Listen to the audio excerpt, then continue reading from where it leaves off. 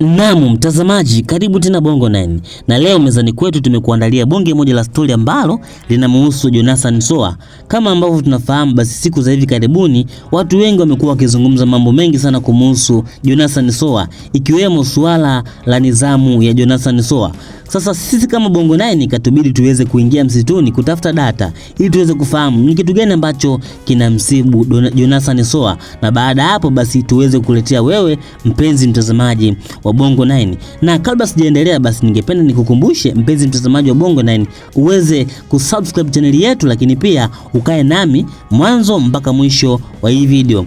Bwana, hivi ambavyo tunazungumza mimi na wewe, Jonathan Soa ameweza kuondoshwa kwenye kambi ya Simba iliyopo kule Dodoma, ambayo inajiandaa kwenye mchezo wa Simba na Dodoma Jiji. Na kama ambavyo tunajua, siku ambazo zimepita, basi Jonathan Soa alikuwa amesimamishwa michezo mitano ya ligi kuu kupelekea mambo ambayo alikuwa ameyafanya kwenye mechi Azam.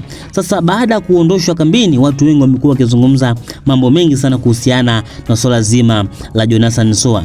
Bwana, kiufupi nidhamu ya Jonathan Soa imekuwa ni mbovu, nidhamu yake imeshuka, na kocha Steve Barker basi ameweza kupoteza imani kwa mshambuliaji Jonathan Soa.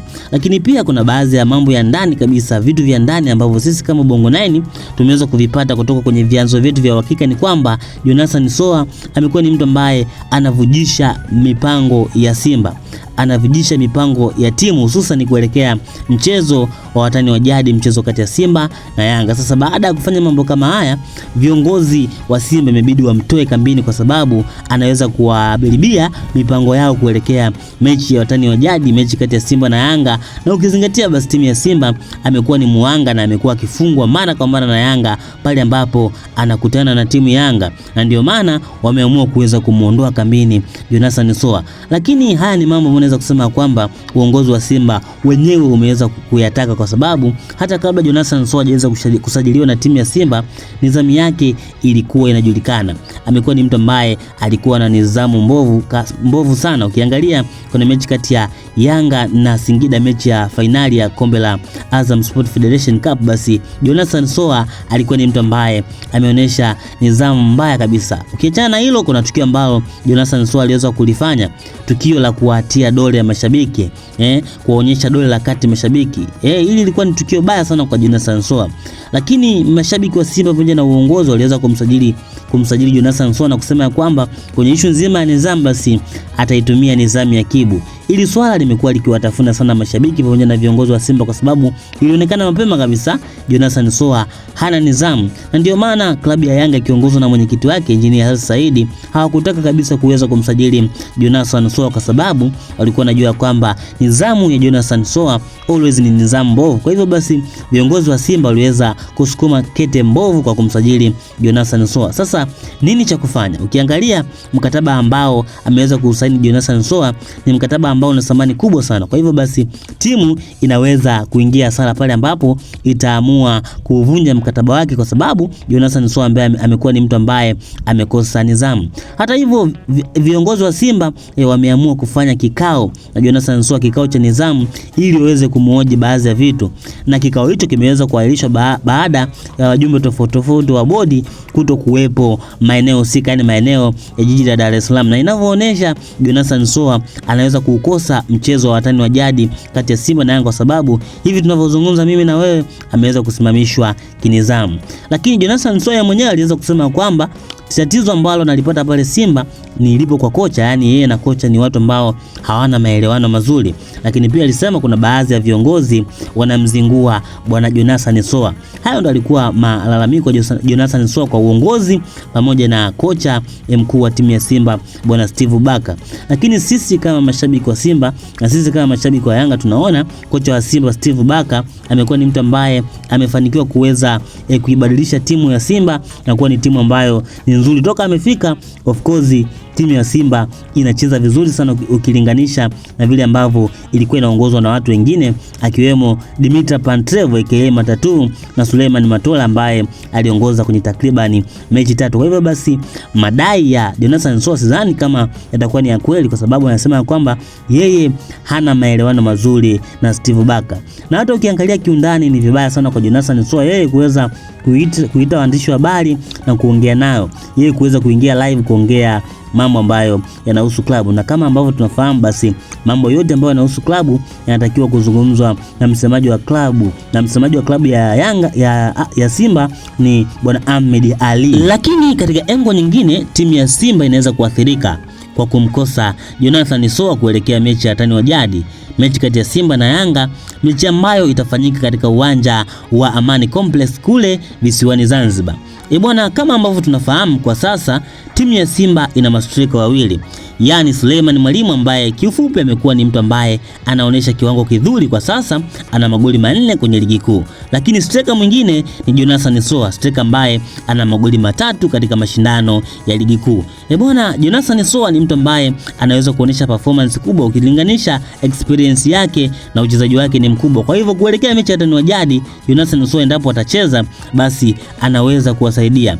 Na kama ambavyo tunajua mabeki wa Yanga wale wakati, yani Dickson Jobu pamoja na Baka na bila kumsahau Bakari Nondo Mwamnyeto, ni mabeki ambao wanajua sana kucheza na mastreka ambao hawatulii. Na ambavyo tunamzungumzia bwana Suleiman Mwalimu ni striker ambaye atulii, yani ni force number 9. Pembeni unamkuta, katikati unamkuta. Lakini endapo Simba mweusi Jonathan Soa akashika namba 9 kakaa pale, inakuwa ni vigumu sana kuweza kumzuia kwa sababu ni mtu ambaye ana nguvu, mpaka msemaji wao Ahmed Ali akadiriki kumpa jina la Simba mweusi kwa sababu ni mchezaji ambaye ana nguvu na ana akili ya kufunga magoli ukilinganisha na Suleiman Mwalimu ambaye amekuwa ni striker mviziaji, striker ambaye anakimbia pembeni, kulia, kushoto, mambo ya offside ndo mambo yake. Sasa mimi ningependa kuushauri uongozi wa Simba uweze kuweka mambo sawa na Jonathan Soa ili Jonathan Soa aweze kuwepo kwenye mechi ya watani wa jadi, mechi kati ya Simba na Yanga, ukizingatia kwa sasa Simba ni timu ambayo inahitaji ushindi zaidi kwa sababu ni dabi takriban 6. Simba imeweza kufungwa dabi zote 6 mfululizo. Hii inaondoa ile ladha ya watani wa jadi, hii inaondoa ile ladha ya Simba na Yanga. Kwa sasa Simba na yeye anahitaji kushinda. Na ukiangalia kwa upande mwingine, Yanga na wenyewe wamejitahidi kujipanga vizuri na wanaendelea kujipanga vizuri, japokuwa na wao wanasumbuliwa baadhi ya majaliwa ikiwemo Prince Dube na Clement Mzize ambaye kwa sasa anaenda kufanyiwa operation. Sasa viongozi wa Simba inabidi waweze kulifanyia kazi swala hili kwa sababu swala hili walilitaka wenyewe, kwa sababu kuna baadhi ya watu wengi, wachambuzi wengi wa soka, wadau wengi wa soka hapa nchini waliweza kuwashauri ya kwamba wasiweze kumsajili Jonathan Soa kwa sababu ya nidhamu yake, lakini wao waliweza kumsajili na kusema ya kwamba nidhamu Jonathan Soa atatumia yakibu. Kwa hivyo wanatakiwa wamlete Jonathan Soa ili aweze kuwa available kwenye mechi kati ya Simba na Yanga, kwa sababu kama hata kuwepo basi tusilaumiane, wale mabeki wakati watacheza, mabeki wakati wa Yanga watacheza kwa uhuru, na mwisho basi Simba itakuwa ni vigumu kwa wao kutengeneza nafasi na kushinda, kwa sababu striker wao Suleiman Mwalimu ni striker ambaye atulina. Itakuwa rahisi sana kwa mabeki wa Yanga kuweza kucheza na Suleiman Mwalimu. Viongozi wa Simba wekeni mambo sawa na Soa na muweze kumleta aweze kucheza katika mechi ya watani wa jadi. Lakini tukiendelea kubakia hapo hapo kwenye swala la Jonathan Soa, bwana, sababu nyingine ambayo imewafanya viongozi wa Simba kuweza kumsimamisha Jonathan Soa katika muda usiojulikana ni kutokana na mambo Soa ambayo amekuwa akiyafanya. Bwana, inasadikika Jonathan Soa anaweza kutumiwa na upande wa pili, yani viongozi wa Yanga wanamtumia Jonathan Soa ili kuweza kupata taarifa muhimu kutoka ndani ya klabu ya Simba, ili viongozi wa Yanga waweze kutumia taarifa hizo kuweza kuwafunga timu ya Simba endapo watakutana nao katika mechi ya dabi. Yani kiufupi, Jonathan Soa ni mtu ambaye anavujisha siri za kambi, anatoa siri za kambi za Simba na anazipeleka katika timu ya Yanga. Na of course hizi ni tetesi, hizi sio habari ambazo zimekuwa confirmed 100%. Hizi ni tetesi ambazo sisi Bongo 9 tumeweza kuzipata kwenye vyanzo vyetu ambavyo siku zote tunaviamini kwa 100%. Sasa sijajua kwa nini Jonathan Soa anafanya hivi, sijajua kwa nini Jonathan Soa amekuwa ni mtu ambaye anavujisha siri za timu ya Simba na kuzipeleka kwenye timu ya Yanga. Ni mchezaji mzuri ndio, lakini sijajua ni kwa nini amekuwa na nidhamu mbovu na anavujisha siri. Kitu cha muhimu Soa yeye ambacho inabidi akifanye ni kuendelea kucheza mpira vizuri ili karia yake iweze kuendelea na kuweza kwenda kuchezea kwenye timu zingine kubwa kama ambavyo wachezaji wengine wamekuwa wakifanya. Kwa mfano, alikuwepo striker mzuri kabisa hapa Fiston Kalala Mayele akafanya vizuri na mwisho wa siku akaweza kwenda katika timu ya Piramidi ambayo inashiriki ligi kuu ya kule nchini Misri. Alikuwa Luis Jose Miquissone na yeye aliweza kufanya vizuri na akaweza kwenda katika timu ya Al Ahly japokuwa hakuweza kuperform vizuri. Kwa hivyo Soa na wachezaji wengine wote ambao wanacheza hapa ligi ya Tanzania wanatakiwa kuwa loyal, wanatakiwa kuwa waaminifu katika timu zao na hawatakiwi kabisa kuweza kuvujisha siri za timu moja kuzipeleka kwenye timu nyingine. Mimi nina imani na uongozi wa Simba utaweza kumrekebisha Jonathan Soa. Bwana mtazamaji, hii ni Bongo 9 na ulikuwa nami presenter wako Rich Mo. Kitu cha msingi ambacho ningependa kuweza kukukumbusha ni kuhakikisha kwamba unaweza kusubscribe channel yetu ya Bongo 9, lakini pia una turn on notification kwa kugusa alama ya kengele, lakini pia usisahau kulike video hii, kushare na watu wengine ili na wao waweze kuiona video hii. Na mwisho ningependa kukuomba uweze kucomment hapo chini kuna uwanja wa maoni, tuandikie ni kitu gani ambacho nafikiria uongozi wa Simba uweze kukifanya ili kuweza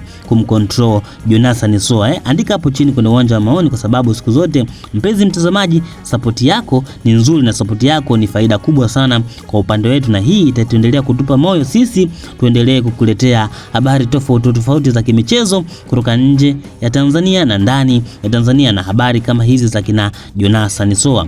Mpaka wakati mwingine, kutokea mwanzo mpaka mwisho, ulikuwa nami presenter wako Rich Mo. Bye.